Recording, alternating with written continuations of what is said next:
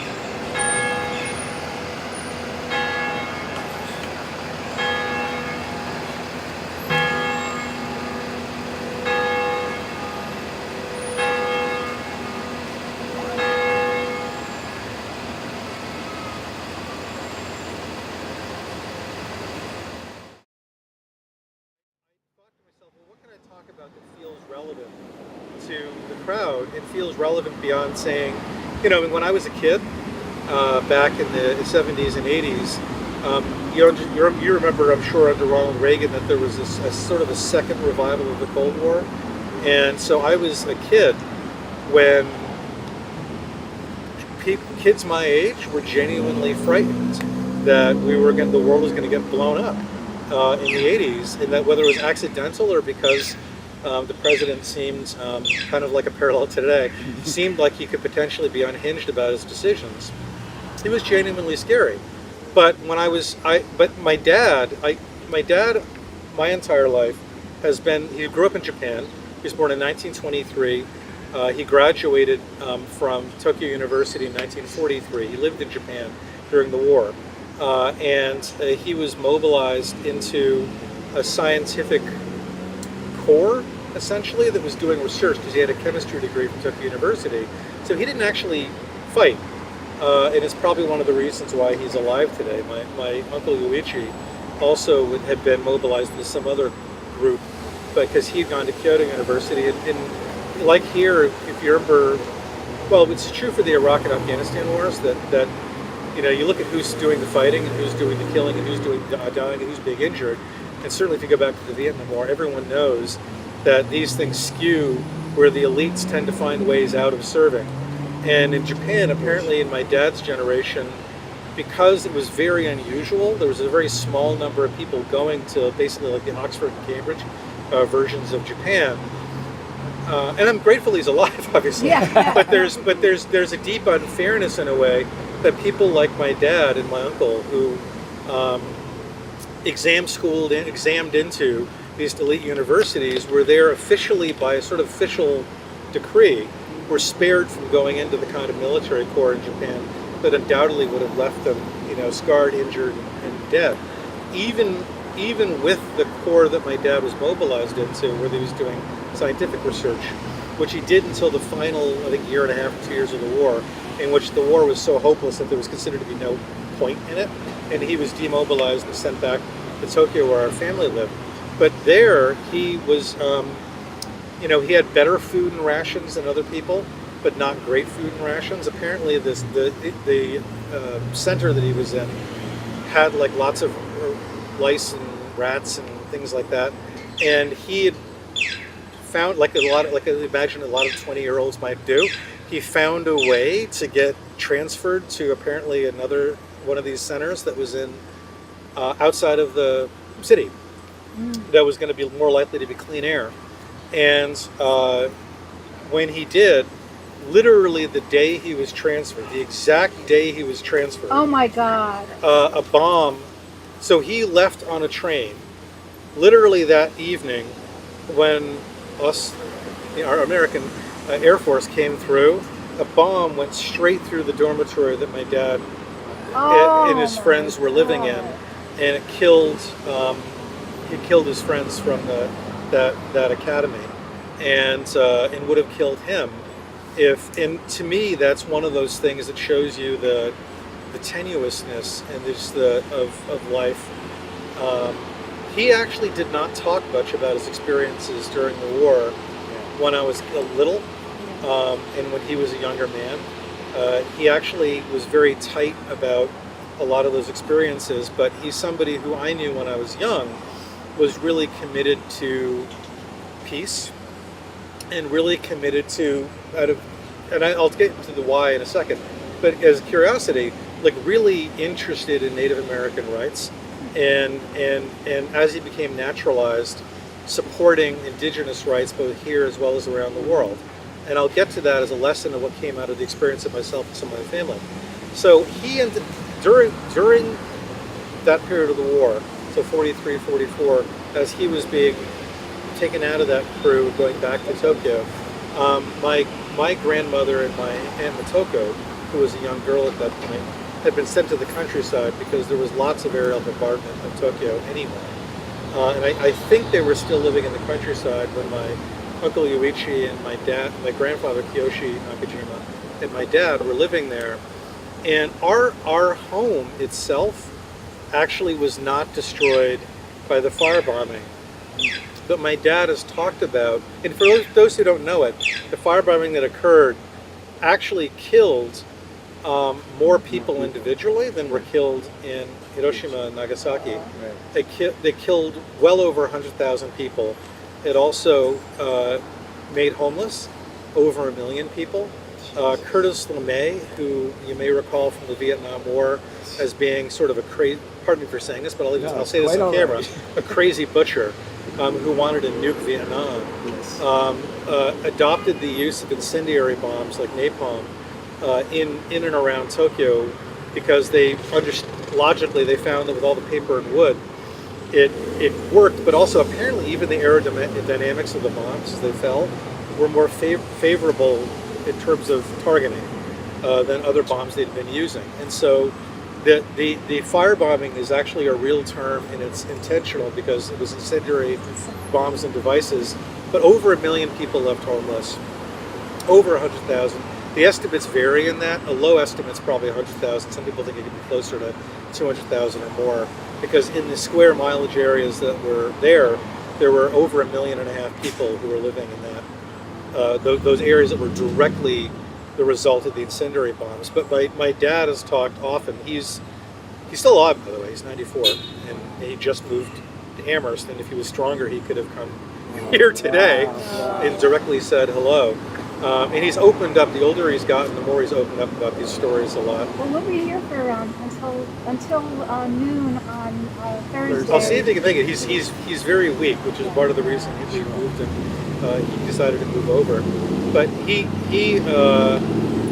has talked in vignettes, like the story about the bomb that fell through his dormitory, about the level of starvation that also followed in the aftermath of the homelessness. My dad's comment again was that our family was still fortunate. He said and we're not rich, but he said we're fortunate because we lived really on the western edge of Tokyo, and so we were outside of the direct blast zone in an area that at that time was filling in. It's now in a part of the city. It's like full Tokyo City. At the time being, the village of Hamadeyama, where our family had a home, was really just on the edge of the western Tokyo. And so we had a garden in back. We had a farm in back. He said, not a farm, but a large garden. And he said that, he said, if I said to you we were starving, then I'd feel like I was doing a disservice to the people who were actually starving. He said, I remember distinctly during the war and the immediate aftermath of the war the following year, he said, if you remember the images of people starving in Ethiopia and in Africa and things, it happens all over the place. But I'm just saying, the visual images that immediately come to mind of people who are skin and bones and have bloated and distended bellies. He said he saw plenty of people crew in that condition and tried to help as best he could. But he said our family was, if we weren't starving in that way, we were incredibly hungry. Just incredibly hungry and resource poor, and it was very hard to get around. And the level of suffering and devastation was just everywhere and really hard to process. It's one of the reasons why he doesn't like talking about it. He doesn't read about it. I remember years ago when I saw Letters from Iwo Jima, that movie that went through the Battle of Iwo Jima, but also, if you ever saw the movie, had unusually realistic depictions of what life was like in Japan and sort of the home front in Japan. I wanted to see it with my dad because I felt like I could understand better his experience, and his comment was, I'm never going to see anything like that because I already lived through it, and it's so harrowing that he knows what war is, and he knows, and that's part of, so, and he told a story once too, which said that when they were growing their garden in back and had staple foods that were there, there was no sweets, there's no sugar, there was nothing. I mean, you're literally just trying to stay alive. So one of the things that became, the more the months and months went by, the more, he said, they started really missing sweets and desserts of any kind. They were lucky they had rice or whatever vegetables they were able to grow. And he said that they were growing melons in the back of their yard, and finally one of the melons was becoming mature, and day after day they would tend in the garden and they would see the melon and they would say, as soon as this is ripe, we're going to eat this, and we're finally going to have something, at least one thing will be going well in our lives. And right before, as it was getting ripe, a thief crawled over the back fence of the house and stole the melon and took it away. And my dad said that person was probably hungrier than we are when they took it. But he said that the whole family collapsed in the backyard and sobbed uncontrollably and just couldn't control their emotions, because it's like it was the only thing they had looked forward to that was going well, and then that was taken away from them, and they just were beside themselves. So he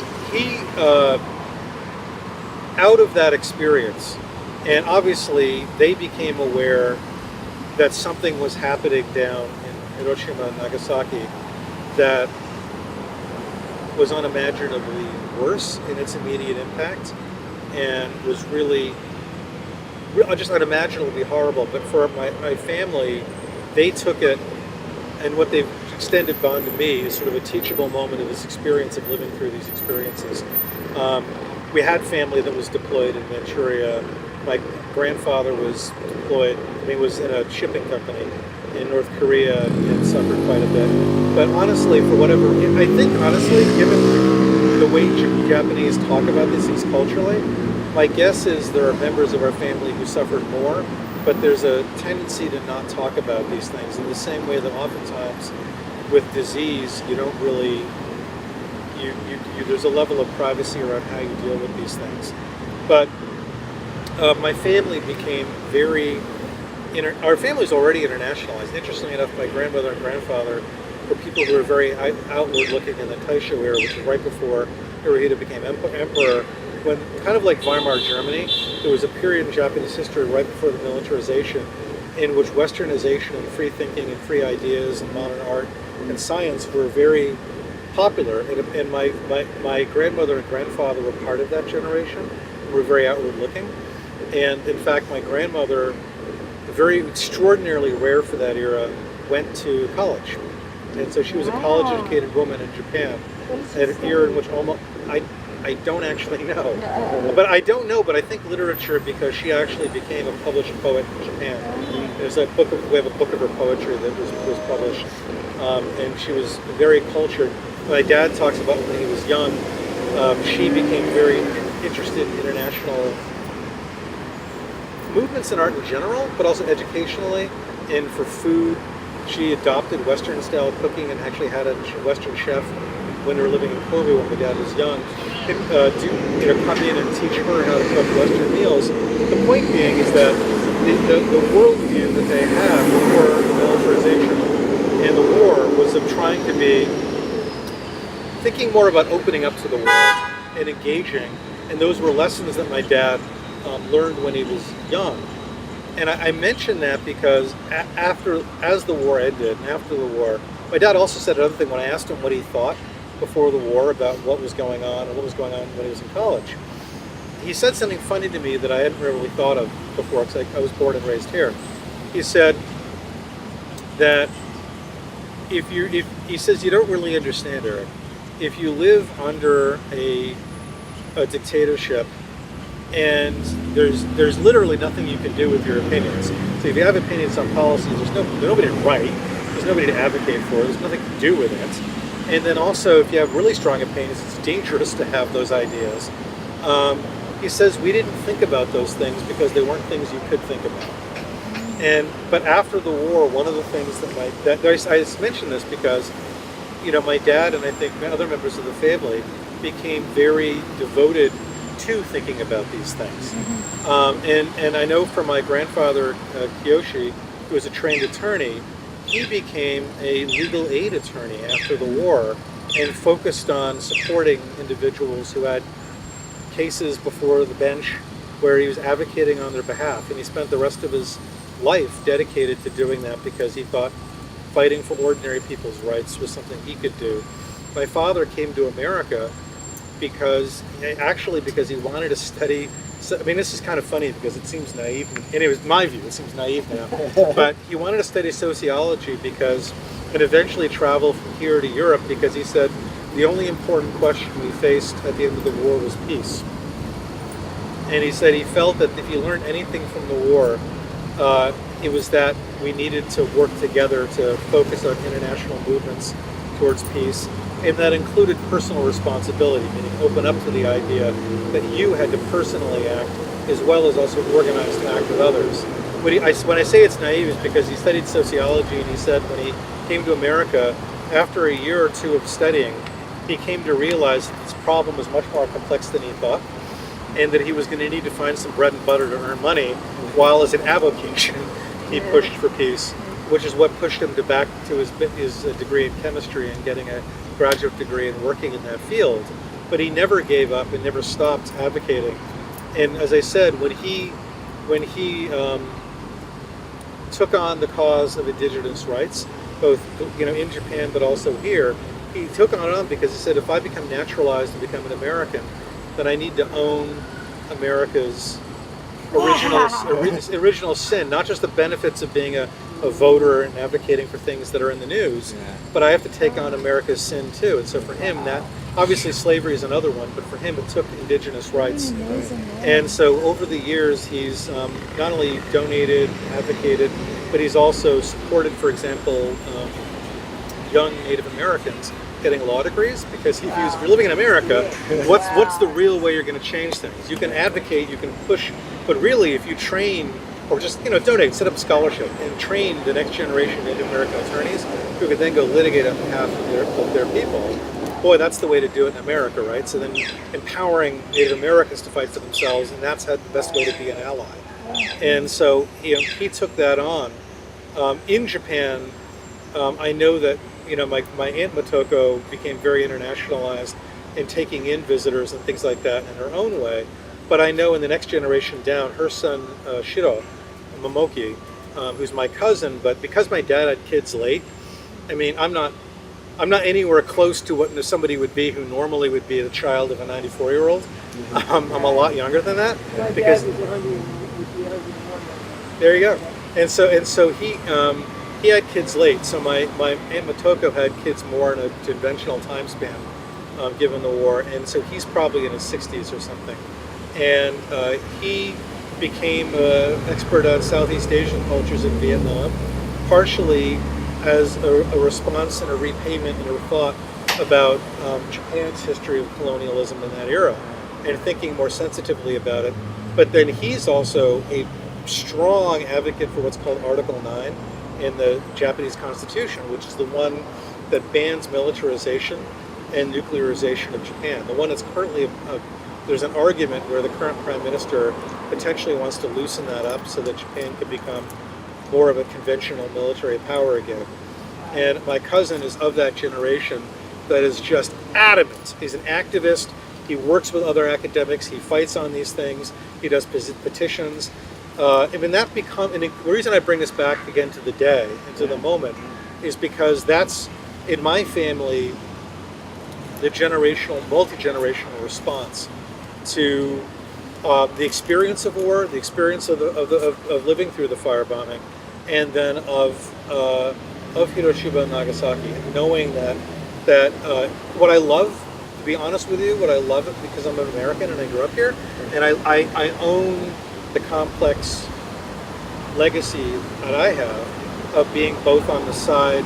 Apparently, I found out from my mom on one of our side, being her side, of the American side, the European American side.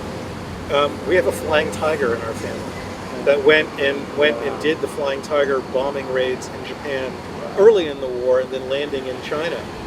One of Buckley, one of our families, Buckley on my mom's side, did that work, and so it's complex history. Yeah. I mean, part of my family served in World War II, served actually in the Civil War too, by the way, which is, war. You know what you learn? There's nothing good about war. Yeah. Everything I've heard from my family, there's nothing good about war.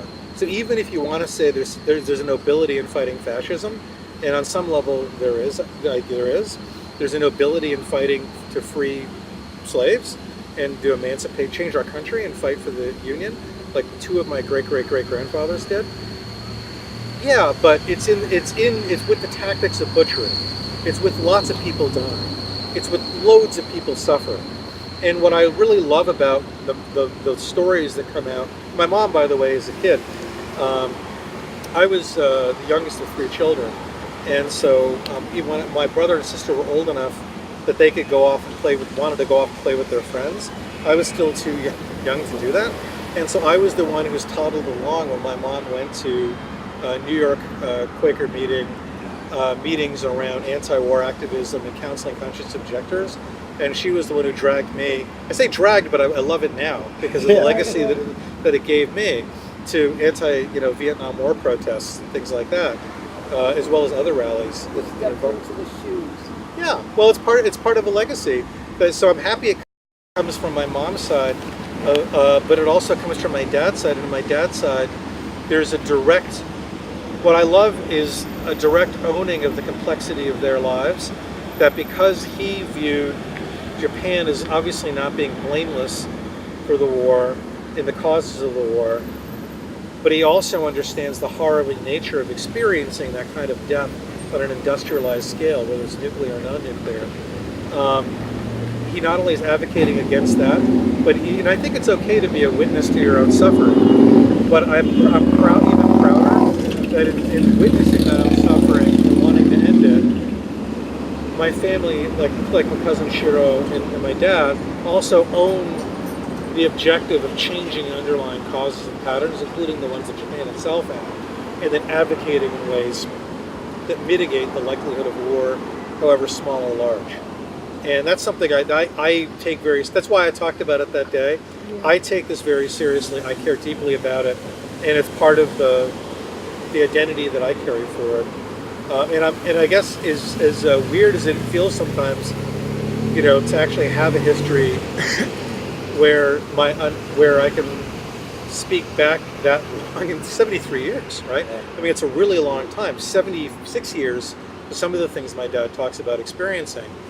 I also feel honored by the fact, and especially the older that my dad gets, he will sit around and something will come to his mind, and he now feels comfortable just sharing and telling the stories about it in ways that when he was younger, the pain of it still felt too live, and still he couldn't do it. So that's the story that I'm is sort of witnessing for my family. I was thinking about peace and what could I read in my poems that contribute, that even though are not explicitly about peace, contribute to peace. So I pulled out quite a few that I realized that maybe lots of my poems have to do with peace. And this one, I would say, and I thought about the qualities, and this one's about hope and holding hope and how important it is to do that. And it starts, the title is, Because It Is So Bad. Because it is so bad, I am always looking for signs of hope. I gather them up in my arms, bring them close around my heart, which is so very sad, so horrified by the news.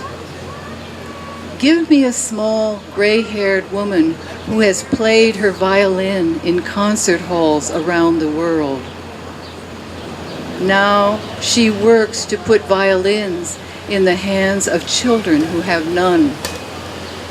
It will give them more than music, she says fervently.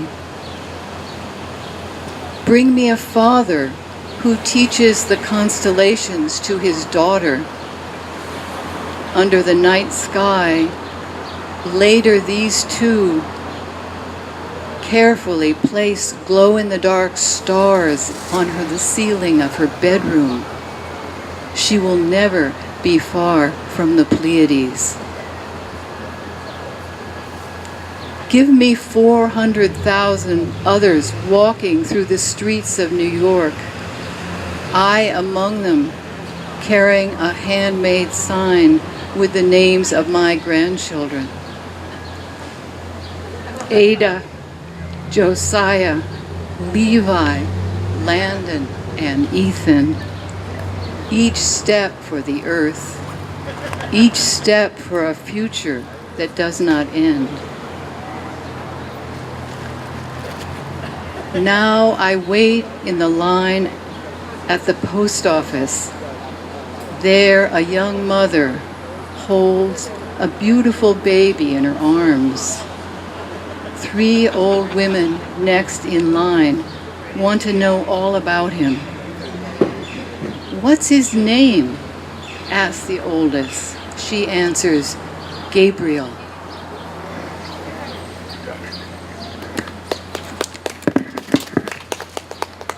I'm holding my glasses, but I seem to be reading without them. I think it's the outdoor light. We'll see if it works. This one, and then I was thinking about our connection to nature, so strong, of course, in any of us who've chosen to live in this area. And even right here in the common in the middle of town, where so much is going on right now with the homeless encampment, we have these beautiful trees around us.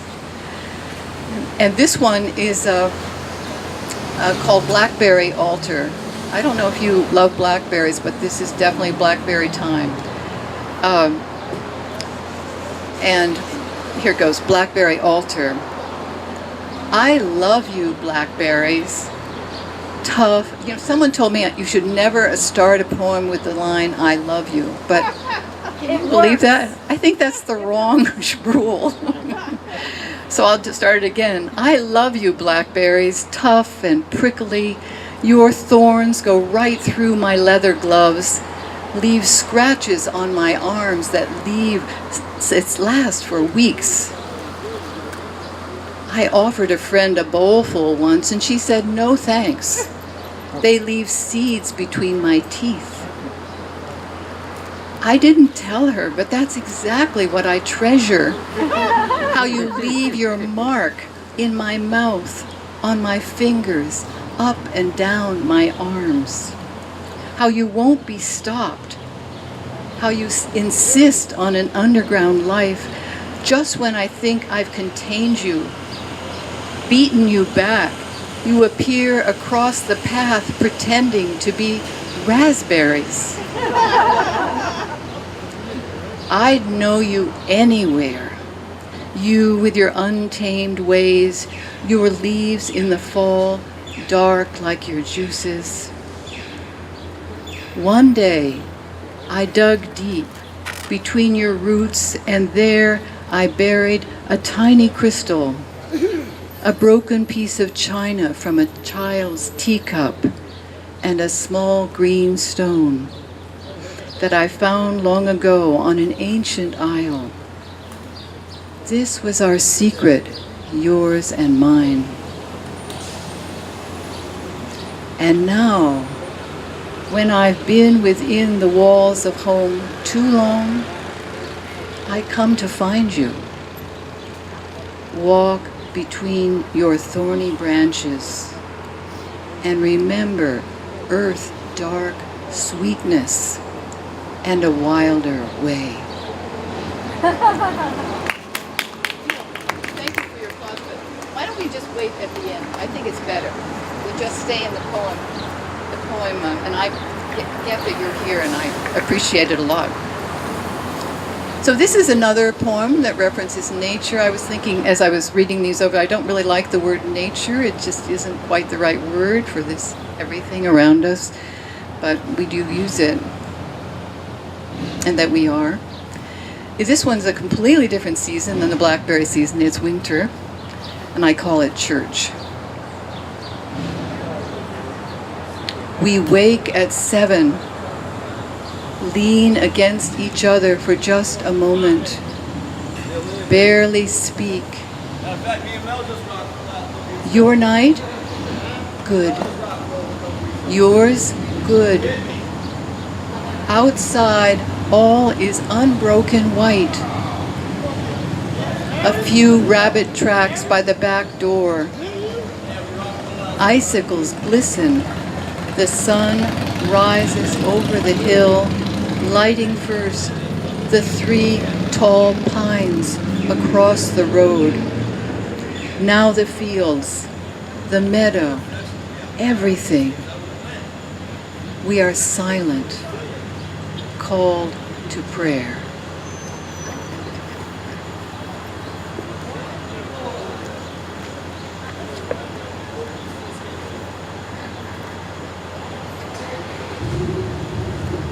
And this one, another petal of my peace thoughts was neighbors and community. And this one's called Neighbors. And it was written about the time of the shooting in Orlando at the Pulse nightclub. Neighbors. I met them on the road. We were all walking. Walk with us, she said to me. He was carrying a white bag with handles. What's that? I asked. We're picking up trash, she said. I nodded, having done the same on the same road until my knees were tired from bending. We talked of seeds. They were seed people. He knew about sustainability and changing weather. She told of ancient grains from Neolithic times, the ones she plants and learns from. I was at her home one fall, her living room filled with bundles of grain leaning against the walls like friends at a party. How are they doing? I asked with a twinkle. They've already been through a lot, she says, and we laugh, both of us passionate about Ceres, the grain goddess of old. No one spoke of the 50 people who had been shot and the 50 more who'd been injured at the nightclub in Orlando just hours before. Shot by a man with an AK-40 in his hand. What could one say anyway, beside, have you heard? We were picking up the road, milk cartons, small bottles of hard liquor, and a few shiny, bright Bud Light cans that someone had tossed. We were talking about seeds that could ride the changes out.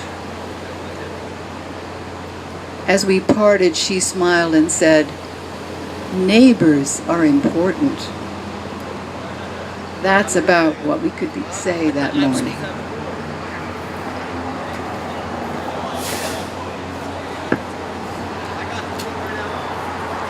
And this one is called Two Pockets, and it's I call it, it's really about holding both. How do we sit here and read poems and see the flowers and feel the wind and know some of the horrors that are happening in our world and the suffering that's not very far away. I read once in some Martin Buber writing that we need to hold at the same time these two thoughts. One is, the world is made for me, and the other is, we are but dust and ashes. And I always thought, wouldn't it be wonderful to make an apron with like two pockets, and one said each on the other side. So here's my two pockets poem. Two pockets. I have two pockets. In one, the robin singing high in the pear tree this morning. In the other, the attack on Fallujah that began today. I have two pockets. In one, the purple lupin in my garden that I can see through my bedroom window. In the other, the report in today's paper of a new, more aggressive tick, the Lone Star. I have two pockets. In one, the early morning breeze that flutters the page of my journal as I write. In the other, word from a friend in Venezuela of chaos, hunger, and looting. I have two pockets. In one, the beauty and the gifts of the woman who sits across from me in my office. In the other, the depth of her self-doubt, her loneliness and confusion. I have two pockets. In one, the love in your eyes, which I am only learning to receive. In the other, your fears, which I know more about than ever before. I have two pockets. In one, the belief that everyone in my family is safe at this moment. In the other, all the mothers in the world for whom that's not true. I have two pockets. In one, the taste of the fresh well water I drink today. In the other, the dead body they found in the Connecticut River just this morning. I have two pockets. In one, my pen and a little pad of paper to catch new poems as they fly. In the other, the news of the separation of parents and children at the border, for which I have no words at all.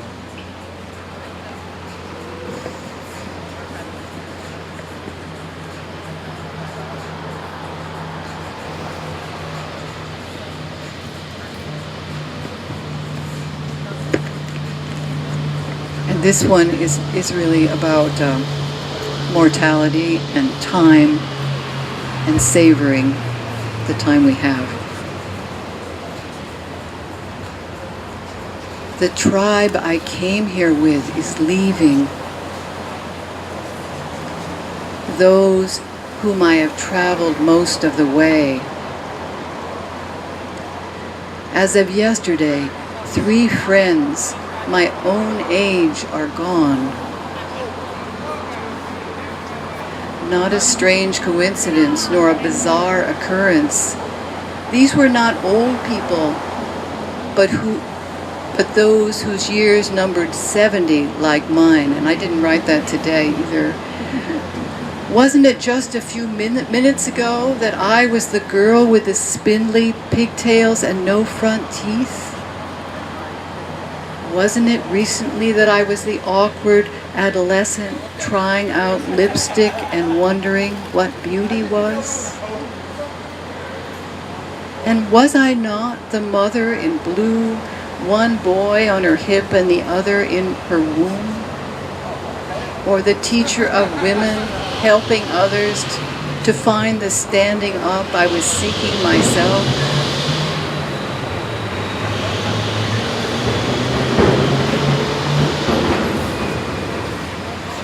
Give me time, moments of savoring, an hour of clear seeing. Give me another day here, or two, or three, or more.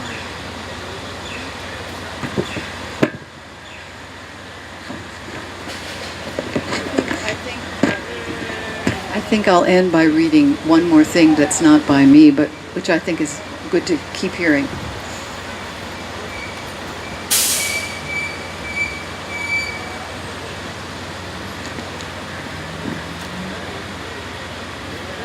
This is from Clarissa Pinkola Estes, who some of you may know of. She's a Jungian, lives in Colorado, I think, and has been quite an activist and a poet and a really out there, passionate woman. Anything you do from the soulful self will help lighten the burdens of the world. Anything. You have no idea what the smallest word, the tiniest generosity can cause to set in motion. Be outrageous in forgiving. Be dramatic in reconciling. Be off the charts in kindness. In whatever you are called to, strive to be devoted to it in all aspects, large and small. Fall short? Try again. Mastery is in increments, not in leaps. Be brave, be fierce, be visionary. Mend the parts of the world that are within your reach. To live this way is the greatest gift you can ever give to the world. Consider yourself a sign.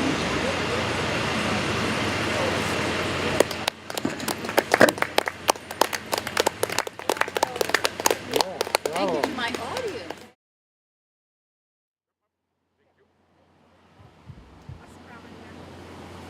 Okay, here we go. The Oops, I Dropped My Wrench Kablooey Theater proudly presents The meek shall inherit the earth. Welcome, humans! Welcome to the future! Well, not your future. No, sorry, you didn't make it. Too bad. You had such potential. You had good food and lovely poetry and awesome music. All gone. None of you actually survived. But we did! So when you go, Blow up the world. when your ignorance trumps smarts and your destiny's unfurled, no matter how you terminate, we will persist and procreate, we will survive. Cockroaches thrive, we will survive. And with all the radiation you released, There are some changes going on. and we really did need change. Big time. But you guys kind of blew it. Literally. The bomb, Nuclear war. kablooey! You know, the shame of it all is that most humans are really nice, The human heart can be so loving, so trusting, but there are some bad eggs. sicko, Wacko. psycho, Criminally deranged, and some bad eggs present themselves as respectable, responsible leaders. In science, Military. in government, And they keep on pleasantries like first strike annihilation, top secret. Now here is the real kicker. Here's how a few of the bad eggs amongst the folks in control get everyone else to go along with them. They claim that, say if you're talking about nuclear war weapons and stuff like that, they claim their strategy is defensive when it's really the exact opposite. And if you complain about it, they say You're unpatriotic. all in the name of national security. And you guys can watch a puppet show if you want, which it's not. Oh, sorry. Because what's so secure about having thousands of nuclear weapons all around the world On hair trigger alert. to blow each other up?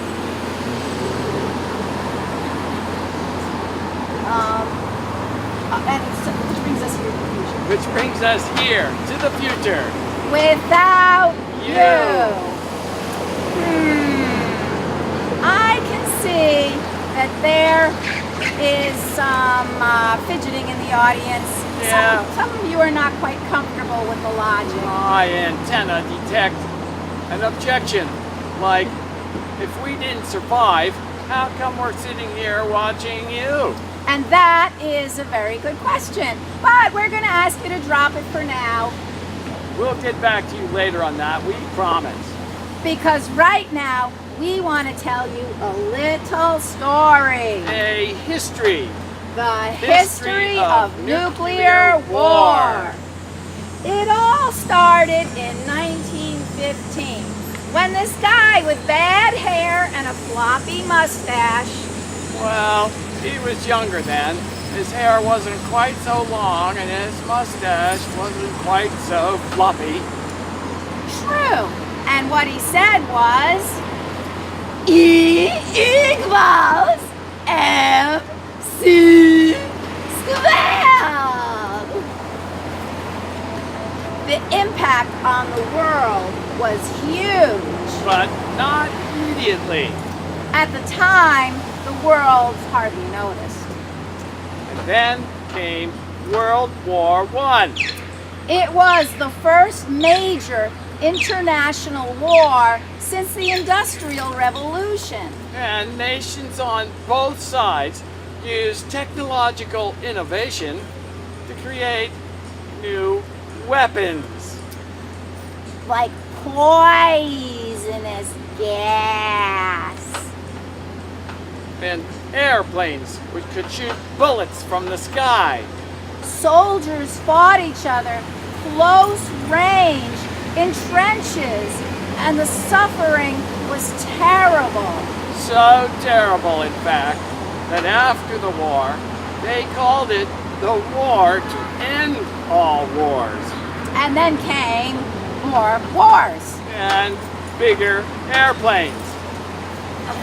Bigger airplanes meant they could carry bigger explosives, heavier bombs.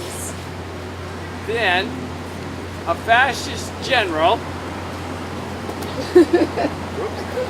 A very fascist general, Generalissimo Francisco Franco, decided to take over Spain by bombing cities.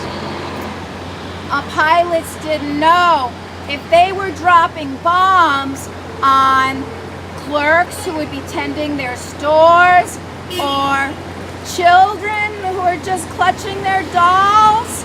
The world was shocked.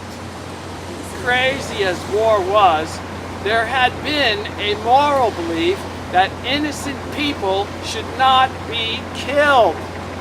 Bombs should only be dropped on military targets,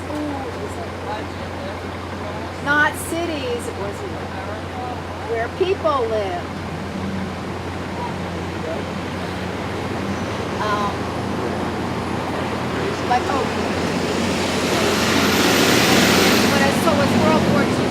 As World War II was building up, American President Franklin Delano Roosevelt had a great idea. Let us not kill innocent civilians. Everyone thought that was brilliant. All the leaders. Allies and enemies signed a treaty saying they would not kill innocent civilians. But as the war got longer and uglier, generals started to see factories as military targets. Then they started to see factory workers as military targets. Then they started to see factory workers' families as military targets. Soon they were bombing cities. Then incendiary bombs were designed specifically to create firestorms in cities. So an inferno would consume the whole city, wiping out almost the whole population. Oh, it's a slippery slope when humans justify actions they once condemned. So the history of war, nuclear war, is not just a history of technological innovation. It's a story of moral decay. And it kept on going. Everyone wanted bigger airplanes and bigger bombs. Scientists and engineers work furiously to get things done. Bigger. Better. Bigger. Better. And some wondered, what was that thing the guy with bad hair said? yeah, he grow a mustache squared. They saw that even though they couldn't quite get it to work, with Einstein's formula, a bomb could be built with a magnitude never before imagined. Both sides would love this humongous bomb. At the time, Einstein was visiting America. And He was worried about the danger. oh dear, oh dear, if Hitler gets the atom bomb before the Allies do, heaven help the world. Oh. He wrote the President of the United States, Franklin D. Roosevelt. Frank, I must be frank with you. You must develop the atom bomb before Hitler. I have authorized a Manhattan Project to design the atom bomb in the deserts of New Mexico. Germany surrendered before the atom bomb was ready, but work continued and they finished the job. And so began the atomic age. Oh, what have I done? What have I done? We must never use this thing. But use it they did. In Japan. And they didn't even need to. because after the firebombing of Tokyo, where 100,000 innocent people died burning, The Japanese were worn down. and all the American generals knew that Japan, through intercepted messages, that Japan was about to surrender. No one knows if President Truman knew that Japan was about to declare defeat when he ordered the atom bomb dropped on Hiroshima and Nagasaki.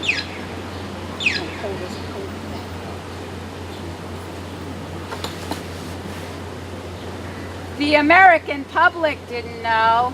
They still don't know. They were told dropping the bomb ended the war. So most Americans think, and they still think it because people are still saying that. Even this morning on NPR News, they said that the bombing ended the war. So people think that. And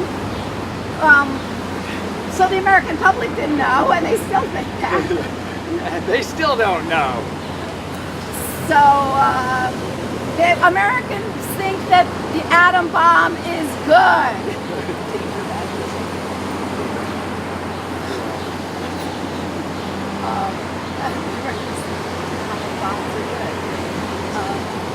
Good question. Where the hell are we?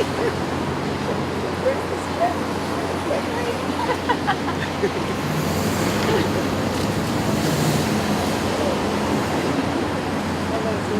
Good cut time for video.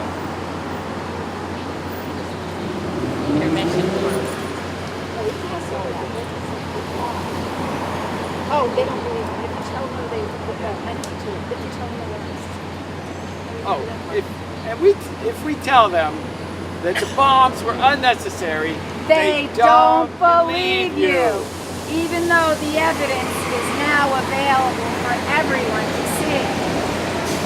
But I don't get it.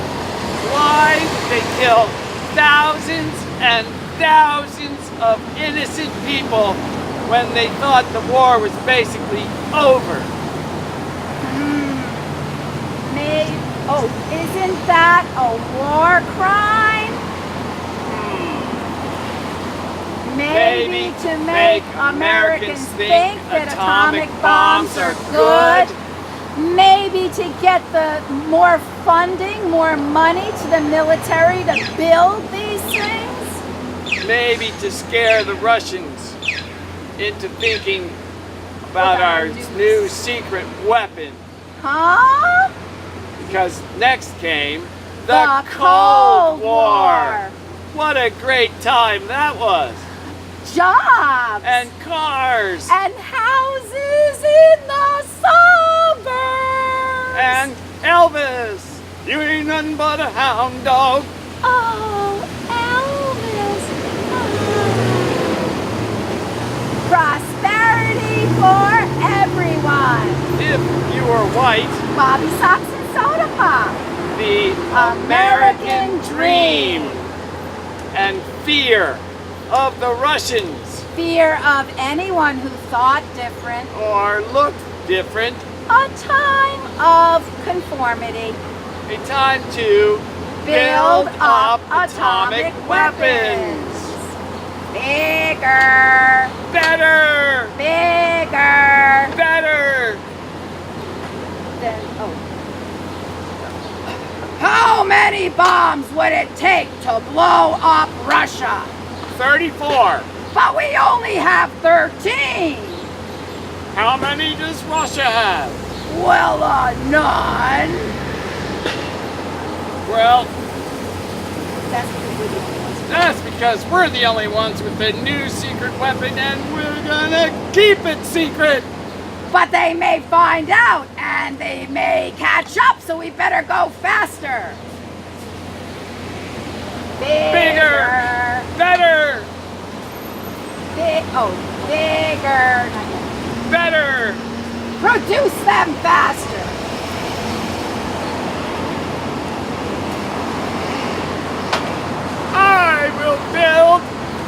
factories and made bombs and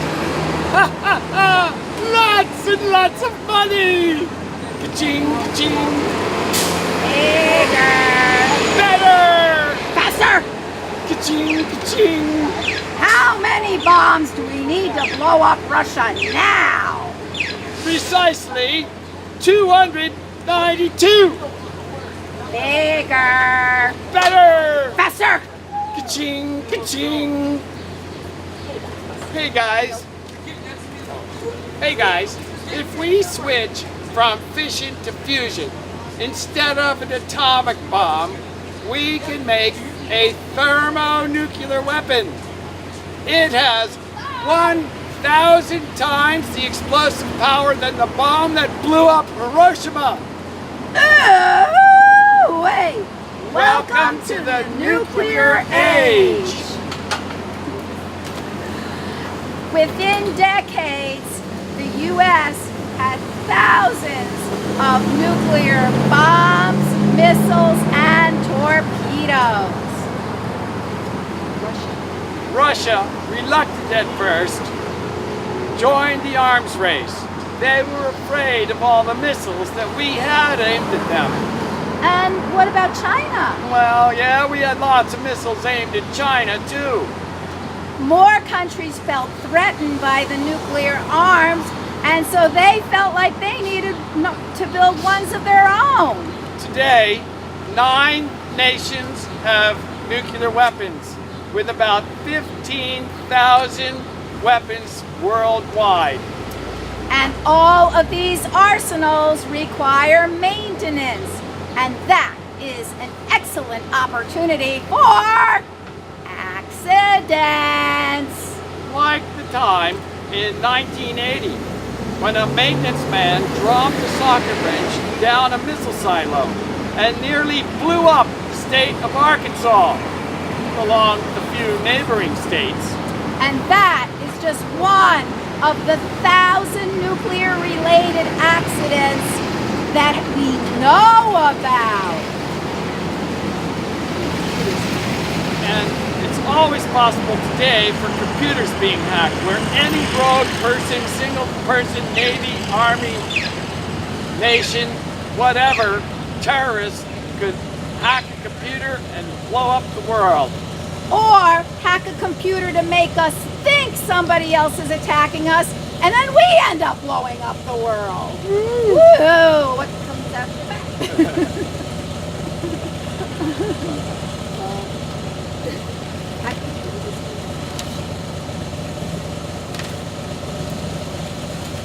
Pause for brain fart.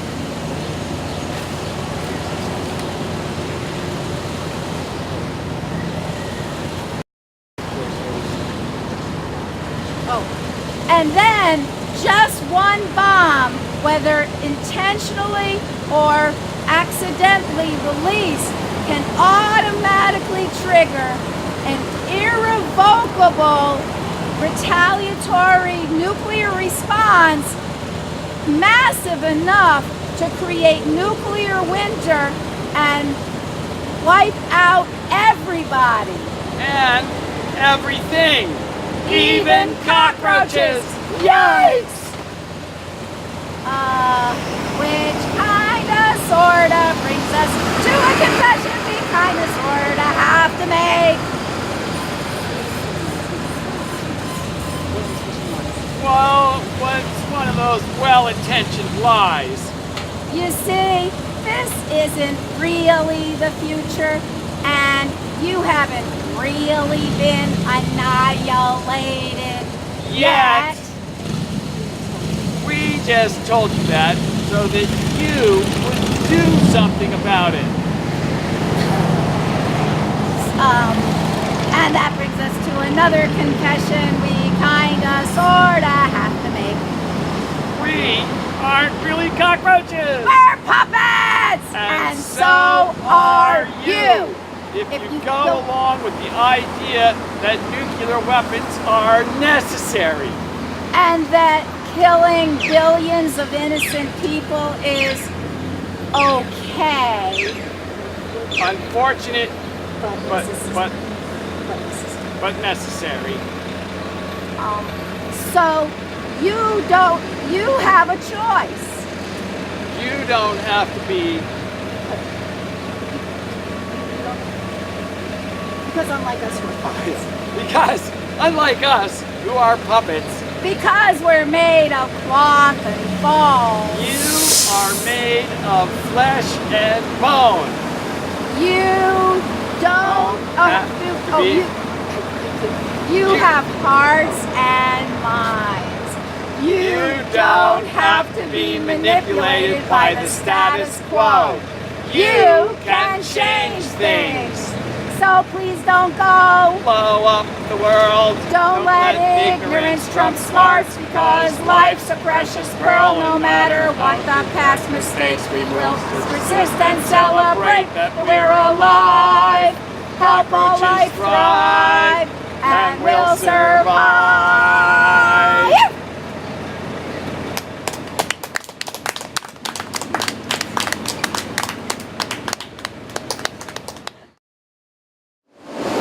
So sometimes I get the feeling that the way that countries are behaving with each other, we're all in kindergarten.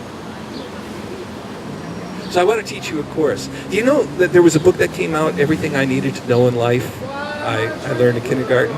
So I think John McCutcheon was inspired by that story because he wrote this song called Kindergarten Wall.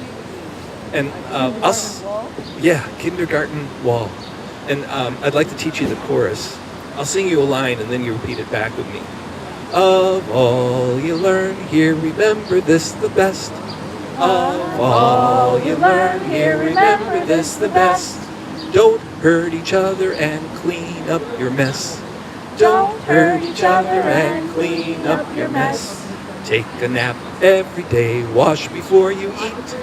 Take a nap every day, wash before you eat. Hold hands, stick together, look before you cross the street. Hold hands, stick together, look before you cross the street. And remember the seed in the little paper cup. Remember the seed in the little paper cup. First the root grows down and then the plant grows up. First the root grows down and then the plant grows up. So let me give you little cues and we'll go through that again. Of all you learn here, remember this. Don't hurt each other. Don't hurt each other and clean up. Take a nap. Take a nap every day. Wash before you eat. Hold hands. Hold hands, stick together. Look before you cross the street. Remember the seed. And remember the seed in the little paper. First the root goes down. First the root grows down and then the plant grows up. When I was a little kid, not so long ago, I had to learn a lot of things I didn't even know. How to dress myself and tie my shoes, how to jump a rope, how to smile for a picture without looking like a dope. But of all I learned, my favorite of them all was the little poem hanging on the kindergarten wall. Of all you learn here, remember this the best. Don't hurt each other. Don't hurt each other and clean up. Take a nap. Take a nap every day. Wash before. Hold hands. Hold hands. Stick together. Look before you cross the street. Remember the seed. Remember the seed in the little paper. First the root. Root goes down and then the plant grows up. Grows down, then the plant grows up. It was first, second, third grade, fourth grade too. I had to learn the big things the big kids do. How to add, subtract, and multiply. Read and write and play. How to sit at a little uncomfortable desk for nearly half a day. But of all they taught me, of all the great and small, still my favorite was the poem on the kindergarten wall. Of all you learn here, remember this the best. Don't hurt each other and clean up. Take a nap. Take a nap every day. Wash before you eat. Hold hands, stick together. Look before you cross. And remember the seed. Remember the seed in the little paper cup. First the root grows down and then the plant grows up. First the root grows down and then the plant grows up. But lately I've been worried as I look around and see an awful lot of grown-ups acting foolish as can be. I know there's lots of things to learn I haven't mastered yet. Still, it seems there's lots of important things that grown-ups soon forget. So I'm sure we'd all be better off if we could just recall that little poem hanging on the kindergarten wall. Of all you learn here, of all you learn here, remember this the best. Don't hurt each other, and clean up. Take a nap every day. Wash before, hold hands, stick together. Look before you cross the sea. Remember the seed in the little paper cup. First the root grows down, and then the plant grows up. First the root grows down, and then the plant grows up. Thanks.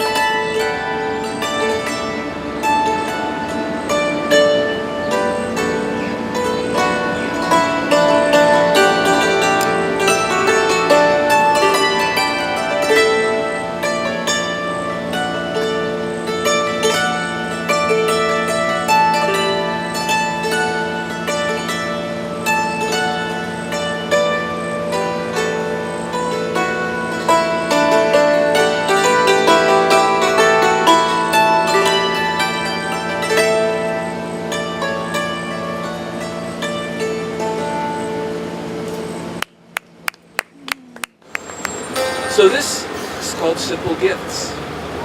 Peace is one of those gifts, and over behind them all in a way.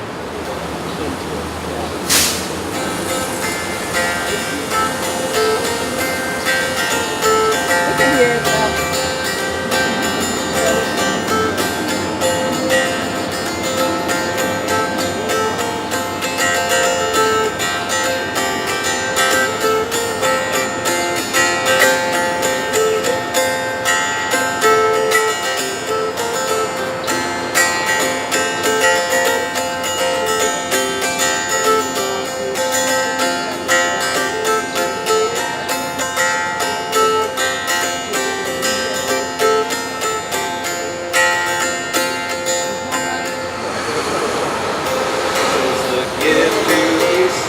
Tis the gift to be free, tis the gift to come down where we ought to be. And when we find ourselves in the place just right, we will be in your valley of love and delight. When true simplicity is gained, to bow and to bend, we will not be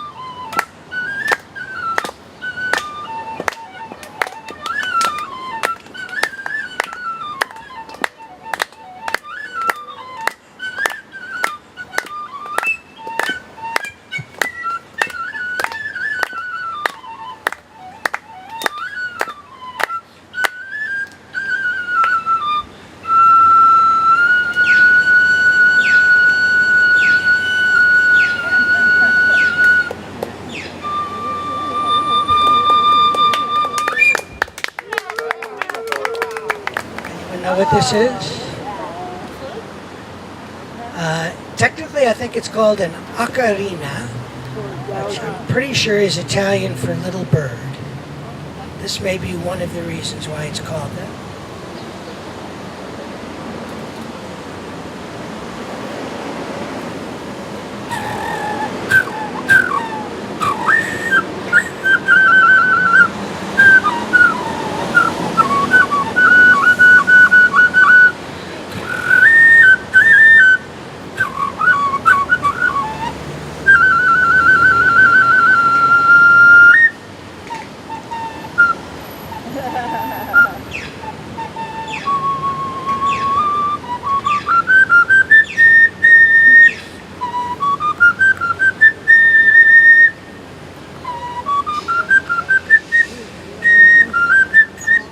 Then it goes up to a note that the ocarina does not have.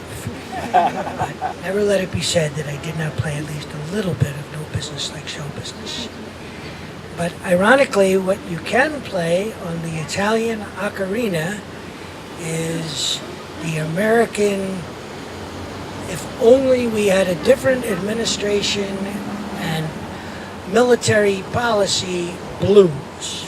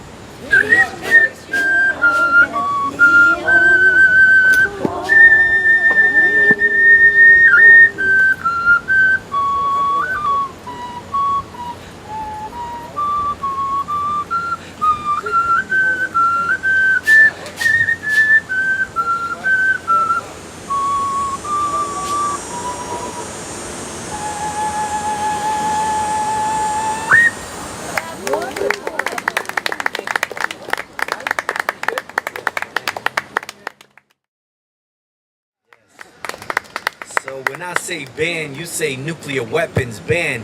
Ban. When I say ban, you say all nukes, ban. All nukes. Ban. All nukes. See, we the Americans we've been waiting for.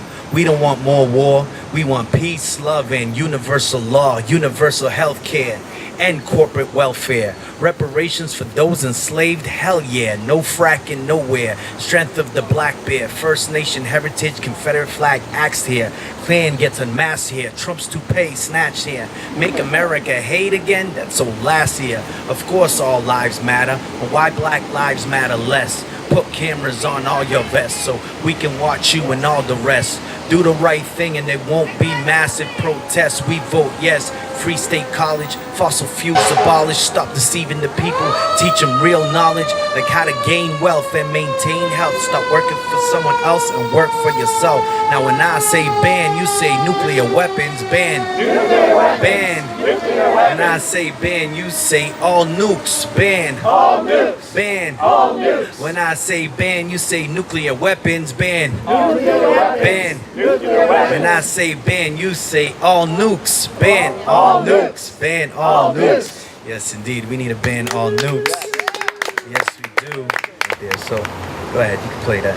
Round and round, bring the fire. Raise it up, blaze it up. Bring the vibrations up, wake 'em up. Yeah. Put your peace signs up, come on. Everybody put your peace signs, peace sign. Yeah, everybody peace signs up. Put them up, put them up, put them up, up. Everybody put your peace signs up. Put your hands up, peace signs up. Yeah, yeah. Put your peace signs up, yeah, yeah. Listen, yeah. I'm a soldier for love, a general for peace. I wage love in the streets, fight so everyone can eat. Roof over your head and shoes on your feet. A shirt on your back and a bed for you to sleep in. But we ain't sleeping, we stay woke. My third eye sees everything I spoke. These words fan wrote to lift all boats. Ride waves, we ain't slave chains get broke like iron sharpens iron. The belt of Orion, universal truth like wings I'm flying. Follow your youth, don't give up, keep trying. Speak your truth, alternative facts and lying. Cause in this journey, we stay worthy, we take risks, your doubts don't concern me. We for the kids, the moms, the attorney, the teacher, the atheist, the spiritual, the clergy. Cause everyone is welcome here, yeah. Just as long as you don't welcome fear. That's right, I said everyone is welcome here, yeah. Just as long as you don't welcome fear, yeah, yeah. Everyone is welcome. Wait, just as long as you don't welcome hate, yeah. I said everyone is welcome. Wait, just as long as you don't welcome hate, yeah, yeah. Hold up, we about to get right tonight. Put your peace signs up again, y'all. Hold up, hold up, hold up, hold up, hold up. We about to get right tonight. Hold up, we about to get live tonight. Hold up, hold up, hold up, hold up, hold up, hold up, hold up, yeah. Tell no lies and claim no easy victories. Cabral philosophy, born named Themistocles. We rise together towards higher frequencies. Build technology that raises humanity. We rise together towards one common destiny. Against your weaponry, love will set you free. We rise together against one common enemy. Look inside of you, it's fear and jealousy. Greed forces us to bleed. Water seeds of compassion, cultivate a nation of action. Speak with elevated speech, be skillful to reach the saints, the sinners, and the meek. Cause when it's harder to love, you got to love harder. Respect the mother, respect the father, respect the earth, cause then you go further. 7 generations, we are the founders, yeah. Hold up, we about to get right tonight. Hold up, we about to get live tonight. Hold up, hold up, hold up, hold up, hold up. When I say hold up, you say hold up, alright? Hold up, we about to get live tonight. Hold up, we about to get right tonight. Hold up, hold up, hold up, hold up, hold up, yeah. Hold up, we about to get right tonight. Hold up, we about to get live tonight. Hold up, hold up, hold up, hold up, hold up, hold up, hold up, hold up. We about to get right tonight. Hold up, we about to get live tonight. Hold up, hold up, hold up, hold up, hold up, hold up. When they go low, we go higher. Round and round, we bring the fire. Raise them up, bring the vibrations up, we wake them up. When they go low, we go higher. Round and round, we bring the fire. Raise them up, feel the vibrations up, we wake them up, yeah. All right, make some noise out there. My name is Aaron Buffett. I work with Physicians for Social Responsibility, and in that capacity, I'm one of the co-presidents of our global federation, the International Physicians for the Prevention of Nuclear War, which was the founding partner of ICANN, the International Campaign to Abolish Nuclear Weapons, which won last year's Nobel Peace Prize, and I serve on the international steering group of that campaign. IPPW itself was the recipient of the 1985 Nobel Peace Prize. And I'm very grateful to Sally and Jim and all of the rest of the people who have organized this series of events here in Greenfield on the Hiroshima and Nagasaki anniversaries. This is an extremely important time of the year, I think, for all of us to take stock about the danger that we face with nuclear weapons. And I'm not going to talk very much about Hiroshima and Nagasaki tonight at all, because I think that what we really need to be focused on is not so much what has happened in the past, except to acknowledge that terrible tragedy and to perhaps learn from it some. But what we really need to do is to focus on making sure that this never happens again. I had the occasion to speak last night in Toronto, Canada, at a Hiroshima event, and the other speaker on the program, besides myself, was Setsuko Thurlow, who some of you may have heard of. She's a Hibakusha woman, currently 87. She was 13 and survived the attack at Hiroshima, and has spent her entire life basically going around the world, talking to people and teaching them about what happened there in order to build a movement to get rid of nuclear weapons. And when she spoke last night, she actually didn't say anything about Hiroshima and Nagasaki. She talked about what's going on in the world right now, and was very clear about that, because she said, you know, the whole purpose of this commemoration is to make sure that it never happens again. So what I'd like to do tonight is to talk a little bit about the growing danger of nuclear war, and then some about what it is that we can do to prevent that danger from actualizing. All of the atomic scientists set their doomsday clock to 2 minutes to midnight this year. This is a clock that they use to indicate how close we are to global catastrophe. They take into account both climate change considerations and especially the dangers of nuclear war. 2 minutes to midnight is the closest, midnight obviously being the end of the world. 2 minutes to midnight is the closest the clock has ever been. It was at that point also once back in 1953. And I think we need to acknowledge that this was an appropriate decision they took to move the clock forward. We are at an extraordinarily dangerous moment. And one of the problems is, look at the size of our crowd tonight. People in general in the population do not understand how dangerous the current moment is. There are a lot of experts who say that the danger of nuclear war is greater than it's been at any time since the end of the Cold War.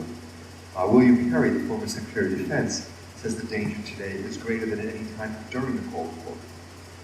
And I want to talk first about some of the factors which I think are creating this increased danger, because there are several factors, 7 that I think of, that help to make this a more dangerous moment that we're living in.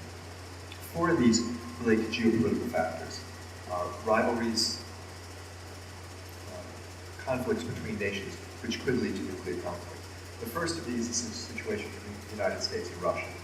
U.S.-Russian relations are at the worst point they've been at in at least 25 years, since the end of the Cold War. We were told during all of that time that we did not need to worry about U.S. and Russia fighting. That this was just off the table, they weren't enemies anymore, we could forget about it. At a meeting at the State Department as recently as the summer of 2014, those got along, the Secretary of State, Victor Sargent, told me, we don't even take that into account, the danger of a war with Russia.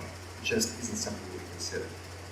Well, events over the last several years have shown dramatically how unfounded those assurances were. We now confront situations where the U.S. and Russian forces in Syria, possibly in Ukraine, possibly in the Baltic, could come into conflict. And this is just something we now need to understand. And if there is a conflict, there's a very real chance that this will lead to a nuclear war. Russian military doctrine, mimicking NATO doctrine from the 80s, plans to use nuclear weapons early on if there's a war with NATO. They call the policy escalatory de-escalation. Interesting term. It does make a lot of sense. And what they plan to do is to use nuclear weapons very early in such a conflict in the hopes that they will scare off NATO and end the conflict. This is exactly the strategy the U.S. planned in the 80s when we were afraid that the Soviet Union and the Warsaw Pact would invade Western Europe. We planned to use nuclear weapons early on. And the problem with that strategy is that whenever war games were done, to see how this would play out, any use of tactical nuclear weapons in this setting led to all-out nuclear war. Every single time they programmed and conducted a war game. So that's the first of the geopolitical areas. The second is U.S.-Chinese relations. These are the worst they've been in at least 4 years. During the closing years of the Cold War, China was essentially an honorary member of NATO. It was a key partner in the NATO confrontation with the Soviet Union. That's not true anymore. The situation between the United States and China today is very, very tense. And there's a specific military flashpoint in the South China Sea. U.S.-Chinese naval forces are playing chicken on a daily basis, or a weekly basis probably, in the South China Sea. And it is very easy to imagine something going terribly wrong there, and this escalating into a real conflict that involves nuclear weapons. The third geopolitical area is the one that has gotten the most attention recently, and that's the situation in Korea. And I think we have to acknowledge that basically we dodged a bullet earlier this year. We were on a collision course with Korea. At the last minute, Donald Trump decided he, for the moment, would rather be the great peacemaker rather than the great warrior, put on that hat, and went to Singapore. The bullet that we dodged is still ricocheting around the world. We do not know how this is going to play out. At some point, Donald Trump is going to face the inescapable reality that he was taken in Singapore, that the North Koreans are not disarming, they are not taking their nuclear or missile programs apart. Everybody knows this now. Trump is pretending it's not true. At some point, he's not going to be able to keep pretending that's the case. And we don't know how he's going to react at that point. He's made a career over the last 3 years of bashing the Iran deal that Obama created, which was actually a very good deal that did get the Iranians to give up the nuclear weapons program. And when he starts hearing all the time that this was a pretty good deal, which he trashed, and now he's negotiated a terrible deal with the North Koreans that essentially leaves them free to continue developing nuclear weapons which do threaten the United States, it's not clear what this man is going to do. So that's the Korean situation. The fourth geopolitical area that I think is equally dangerous, but gets almost no attention here in the States, is the situation in South Asia. India and Pakistan each have 130 nuclear weapons and are building more every year. It is the one place in the world where there is an active, ongoing, very aggressive arms race between two countries which have an adversarial relationship with each other. They have fought 4 wars since independence in the late 40s. There is fighting almost every single day on the boundary between them in Kashmir. And there are terrorist groups in Pakistan which have carried out attacks into India in the past, which have almost brought the countries to war. No one who follows events in South Asia closely would be surprised to wake up tomorrow and discover that the skirmishing in Kashmir had escalated into something more serious. And again, as is the case with the US-Russian conflict, what we know about the military doctrines of India and Pakistan leads us to know that if there is another war between India and Pakistan, it will involve nuclear weapons. The Pakistanis are outgunned in terms of conventional forces, and they have said clearly that if Indian tank formations cross the border to Pakistan, they will use nuclear weapons against them. And the Indians in response have said, if the Pakistanis use nuclear weapons, even on the battlefield, they, the Indians, will use strategic nuclear weapons against Pakistani cities and industrial targets. So those are the 4 geographic flashpoints, all of which are dramatically more dangerous than they were a few years ago. In addition, there are 3 other factors which contribute to the nuclear danger. First is the effect of climate change, something which we don't often think about when we're talking about the nuclear danger. The US and the other nuclear weapon states say they want to get rid of their nuclear weapons, but the time isn't ready, the time isn't right. At some point in the future, when the world is safer, then they'll be able to get rid of the nuclear weapons. Well, the problem is the world isn't getting safer, it's getting more dangerous. As climate change unfolds, and even if we do everything that we're supposed to sort of stop climate change now, it will continue to worsen over the next decades. As that happens, large parts of this planet are simply not going to be able to sustain the populations that they have today, let alone the increased population which population growth will bring to those countries. And as a result of this, there's going to be incredible pressure on water resources, on food resources, and there's going to be conflict over those scarce resources. There'll be food riots within countries. There will be fights between countries over these scarce resources. There will be millions of refugees. The migration crisis that we've seen in the last few years, which has so upset the world order, is a pale, pale shadow of what will come 20 to 30 years from now, when tens of millions of people, no matter what we do today, are going to be forced from their homes and forced to migrate. And if nuclear weapons are on the table still at that time, the chance that nuclear weapons will be used is going to be very, very real. The next consideration that we need to worry about, a lot of things to worry about, is cyber terrorism. We used to think that the worst thing that could happen with regards to terrorists and nuclear weapons is that a terrorist group could get hold of a single nuclear bomb, probably a small one the size of the Hiroshima bomb, and blow up a single city, New York, or London, or Moscow, or Bombay, or Tel Aviv. It would be terrible, but something the world has lived with in the past and survived. What we now understand is that the thing we really need to fear from terrorists is not that they get hold of a single nuclear weapon, but that they use a cyber attack to get into the command and control systems of one or more of the nuclear weapon states, and either cause that country to directly launch its nuclear weapons, or more likely, create a false alert, make the country that is being hacked think that it's being attacked, and cause it to launch a counterattack using its nuclear arsenal. This is an incredibly dangerous problem. The computers at the Pentagon get hacked into scores, if not hundreds of times every day. There's an enormous effort to try to counter this, but people who follow this more closely and more knowledgeable than I am are terrified of the possibility that a cyber attack could at some point succeed. The final consideration is one which I hope is more transient in nature than some of the others, and that is the fact of the Trump presidency. And I really need to emphasize this is not a partisan statement. I'm not trying to think about his policies in particular or the policies of his party. I am reporting the judgment of the security experts in his own party that he is unfit to be in charge of nuclear weapons. In a famous statement that was released during the campaign, nearly 100 security experts from the Republican Party, this was after he secured the nomination, said that Donald Trump lacked the judgment, the temperament, and the knowledge base to command nuclear forces. Since then, his former Secretary of State, Rex Tillerson, has used the word moron to describe him in the context of his understanding of nuclear weapons issues. This is a terribly dangerous and unprecedented situation. We have said, the United States, for decades, that it would be a disaster and totally intolerable if a single nuclear weapon got into what we call the wrong hands, by which we meant a rogue state or a terrorist group. We have turned 6,800 nuclear weapons over to Donald Trump.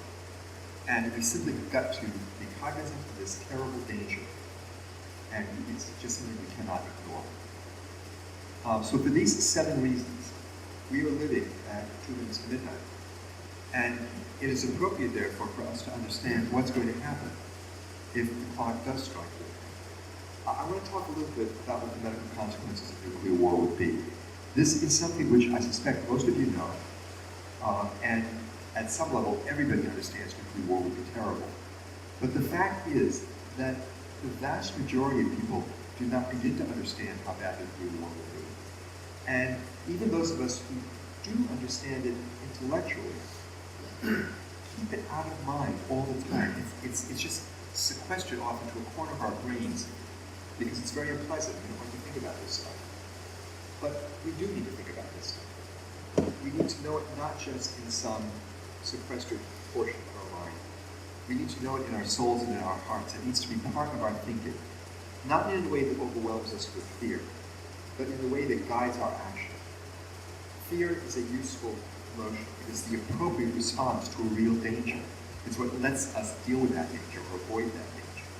And we need to have that fear again. I think that is the critical thing that is missing at this very dangerous moment. It's what's different between the danger we face now and the danger we faced in the 1980s, when millions of people understood the danger of nuclear weapons and were in the streets taking political action to end the Cold War, to end the Cold War arms race, to prevent nuclear war.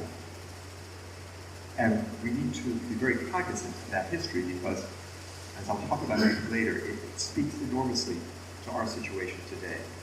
But let me talk a little bit about the medical consequences of nuclear war. I want to start just by describing a phenomenon which we were not really aware of back in the 80s, and that is the danger to the entire planet that is posed by limited nuclear war.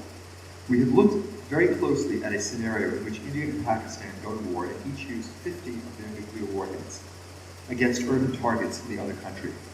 The study assumed they would only use 50 because when we first started doing these scenarios, that was what the estimates were. We now know they're not 50 on each side, but 130. We also assumed that these would be relatively small weapons, the size of a Hiroshima bomb. We now understand that at least some of the weapons in both the Indian and Pakistani arsenals are in the range of 3 to 10 times larger than that. But this is the scenario that was looked at. The direct effects of this war using a total of 100 Hiroshima-sized bombs are unbelievably catastrophic.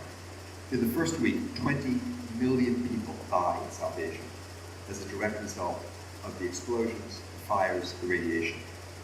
But that direct catastrophe is only a part of the whole picture, because these 100 nuclear weapons start 100 firestorms. They burn 100 cities.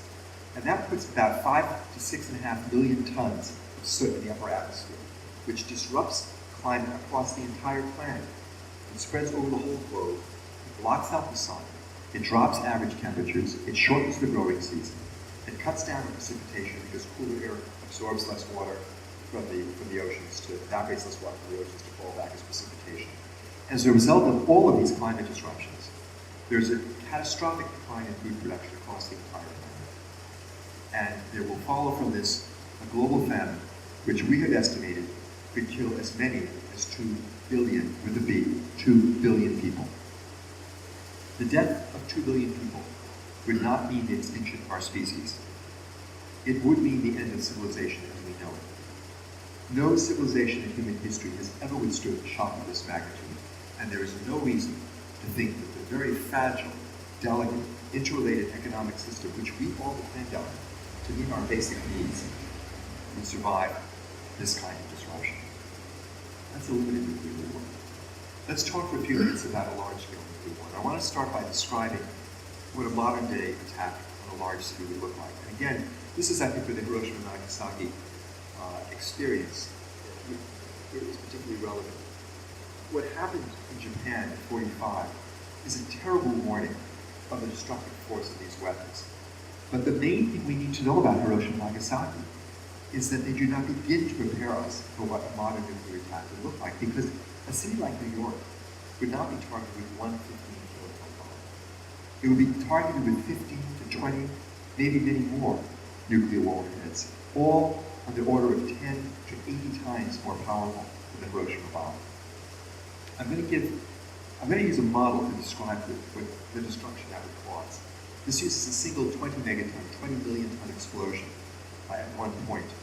The destruction that would take place in New York would actually probably be greater because the weapons would be spread out more efficiently over the entire metropolitan area. But this gives us an adequate approximation. Within 1,000th of a second of the detonation of this bomb, a fireball would fall, reaching out for 2 miles in every direction, 4 miles across.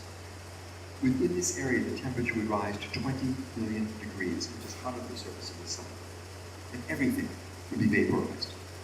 The buildings, the trees, the people, the upper level of the earth itself would disappear. To a distance of 4 miles in every direction, the blast would generate winds greater than 600 miles per hour, and blast pressures greater than 25 pounds per square inch. Mechanical forces of that magnitude destroy anything that people build. Underground shelters collapse when they're exposed to pressures this great. To a distance of 6 miles in every direction, the heat would be so intense that automobiles would melt. And to a distance of 16 miles in every direction, the heat would still be so intense that everything flammable would burn. Paper, cloth, gasoline, heating oil, wood, it would all ignite. Hundreds of thousands of fires, which over the next half hour would coalesce into a firestorm, 32 miles across, covering over 800 square miles. Within this entire area, the temperature would rise to 1,400 degrees Fahrenheit. All of the oxygen would be consumed, and every living thing would die. In the case of New York, we're talking about something between 12 and 15 million people dead in half an hour. And if this were part of a large-scale war between the United States and Russia, this same level of destruction would be visited on every major city in both countries, and if NATO got drawn into the conflict, most of the great cities in Europe and Canada as well. All told, we could see something on the order of 200 to 500 million people dead in a single day. In addition, the entire economic infrastructure in these countries would be destroyed. All the things that we rely on day to day, the banking system, the electric grid, the internet, the public health system, the food distribution system, they would all be gone. And in the months following this attack, the vast majority of the people in the United States and Russia would also die as a result of these direct effects of the war. But again, The direct effects of the countries that go to war are only part of the story. A war in South Asia between India and Pakistan puts about 5 to 6 million tons of soot in the upper atmosphere. A war between the United States and Russia puts 150 million tons of soot in the upper atmosphere. And that drops temperatures across the entire planet, an average of 14 degrees Fahrenheit. In the interior regions in North America and Eurasia, the temperatures drop 45 to 50 degrees Fahrenheit. We effectively create an instant man-made ice age. We have not seen conditions on this planet this cold in 18,000 years, since the coldest moment of the last ice age. And under these conditions, ecosystems would collapse, food production would stop, the vast majority of the human race would starve to death, and it is possible we would indeed become extinct as a species. Now, this is the danger that we face. This is not some nightmare scenario cooked up to be the basis of some gravy science fiction movie. And we live in this danger every day that these weapons exist. And so, why dwell on this? Why talk about it? Well, because this is not the way it needs to be. This is the future that will happen if we don't take action. But it is not the future that must be. Nuclear weapons are not a force of nature. They're not an act of God. We built them with our own hands. We've already dismantled more than 50,000 of them. We know how to dismantle the 15,000 that remain. We just lack the political will to do this. And that's where we come in. As the danger of nuclear war has grown over the last few years, it has also grown a very vigorous movement in the non-nuclear armed states to try to do something about this. And as a result of years of work by the International Campaign to Abolish Nuclear Weapons, a number of key governments who have played a crucial role in this effort. At the United Nations a year ago, July 7th, 2017, 122 nations voted to adopt the Treaty on the Prohibition of Nuclear Weapons, a treaty which outlaws not just the use of nuclear weapons, but the simple possession of these weapons is now considered to be a crime. This treaty needs to be ratified by 50 countries to enter into force. So far, 14 have. This is a pretty good clip of the way these things go.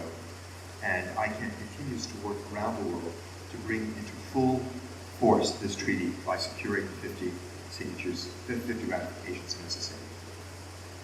But we now start to transition to a different task. This treaty creates a global norm against the possession of nuclear weapons. But the 9 countries which have them have not joined this treaty. And the theater of action now shifts to those countries, and especially those countries which are democratic, where the people have the ability to affect policy. We are dealing with leaders in these countries who have all made a decision not to get rid of their nuclear weapons, but to hold on to their arsenals. In fact, each of these countries is spending a large amount of money modernizing and enhancing their arsenals to make these weapons more usable and more deadly. And they are not going to make the decision that needs to be made without tremendous pressure from below. We need to recreate the kind of movement that existed in the 1980s. We need to mobilize people in large numbers and get them to put pressure on their government. Now, here in the United States, we have launched a campaign to do that. It's called Back from the Brink, a call to prevent nuclear war. And it is modeled very self-consciously on the Freeze campaign of the 1980s, which many of you may remember. The Freeze said that we needed to stop the arms race, we needed to freeze the arsenals where they were. But that's with a simple prescription for what U.S. nuclear policy ought to be. And this simple statement, we need to stop the arms race, was taken to town meetings, to churches, to civic groups, to labor unions, to professional associations all around the country. And first scores, and then hundreds, and then thousands of these groups and cities and towns accepted this policy, endorsed it, made it their policy. And they essentially created a national consensus that we needed to stop the arms race. And it was this movement which really brought the Cold War arms race to an end by putting enough pressure on the US government that it would respond when the Soviets, who took the leadership role in this, proposed that we stop the arms race. Back from the Brink is a slightly more complex statement of what US policy should be. There are 5 points. The most important is that the United States needs to enter into negotiations with the other 8 nuclear weapon states to work out a new treaty that is enforceable, verifiable, and has a specific time-bound framework for actually dismantling the remaining nuclear weapons. The US and the other members of the Security Council have all promised, way back in the late 1960s, in the Non-Proliferation Treaty, that they would do this, that they would negotiate in good faith to eliminate the nuclear arsenals. They have never, never, ever honored this promise. And so what we are calling on back to the brink is the United States government to finally honor this pledge, this legally binding obligation under the treaty which it has signed and ratified, and to lead the process with the other nuclear weapon states to actually get rid of these weapons. The other 4 points in the program put forward are interim steps to be taken immediately to lessen the danger of nuclear war while this negotiation proceeds. We call for the U.S. to take its weapons off air trigger alert so they can't be launched by accident, to abandon the first use policy. The United States has not renounced the first use of nuclear weapons, even against non-nuclear attack, against non-nuclear states. If we call on the U.S. to end the sole, unchecked authority of the President of the United States to launch nuclear war. The Constitution says only Congress can declare war, but it's become modern practice that the President can start what by any definition would be a war by launching a nuclear attack without congressional or any other input. And so we call on that to end. And lastly, we call on the United States to stop this plan to spend $1.7 trillion, that's what the U.S. is planning to spend, to enhance its nuclear arsenal. This campaign began here in Western Massachusetts, like the Freeze campaign. It has now spread nationally. It has a national campaign website, www.preventnuclearwar.org. It has been joined by a number of national faith communities, the Unitarian Universalist Association, the Methodist Church, the Presbyterian Church, Pax Christi, the American Fed Service Committee, the Reconstructionist Jewish Movement. It has been endorsed most recently by the entire U.S. Conference of Mayors unanimously. A third of those mayors are Republicans. They voted unanimously to endorse this program and to encourage their cities to start taking action. Locally here in the Valley, Northampton, Holyoke, Amherst, we're going to get some of them, Cummington, Plainfield, Wendell, Everett, Windsor, Corinth, and Coleraine have adopted this, and we are trying to get more municipalities and more church groups and start to reach out to the labor community, the environmental justice community, and so on. And I think we can do exactly what we've done before. It's interesting. I think all of us are somewhat daunted at the thought of confronting this enormous world-threatening problem. And it is a big problem, but we have to remind ourselves, we've done this once already. In the 1980s, we were racing towards nuclear war. The United States and the Soviet Union had between them something like 70,000 nuclear warheads. They were adding 3,000 more warheads a year. We were deploying weapons in Europe specifically to fight the nuclear war with the Russians. It was absolutely crazy stuff. And millions of people got active and said this must stop. And frankly, to our surprise, we were successful. We stopped the Cold War arms race. I believe we saved the world. And so when we confront this enormous challenge today, we have to remind ourselves, all we are asking of ourselves is that we do again what we have already done once. I am more worried about nuclear war than I've been in a very long time. I'm also more excited about the possibility of ending this danger once and for all than I've ever been. The international success of the treaty campaign is truly inspiring. And with the Back to the Brink campaign, we now have a vehicle that we can use here in the United States to bring this campaign home and to get the United States government to lead the way. I don't anticipate that we're going to see a major change in U.S. nuclear policy under the Trump administration. You may be surprised, it's very unpredictable, but he certainly doesn't seem to be moving in that direction. This campaign very much has as its time threshold as its January 21st, 2021.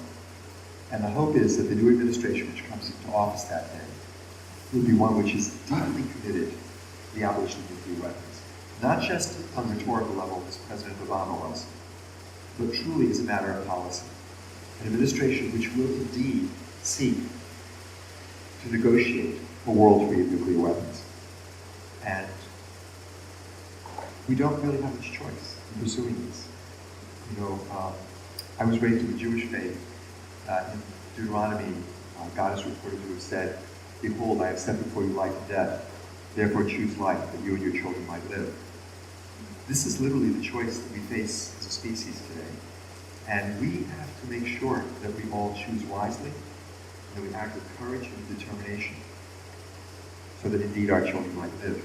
And we can do this. No one of us is expected to do this job all by ourselves. But each one of us needs to do that part of the job which is ours to do. We all belong to networks. We belong to church groups. We belong to civic clubs. We have friends, people who we can bring into this movement. We all need to do that. And if we do, our children will live. Thanks so much.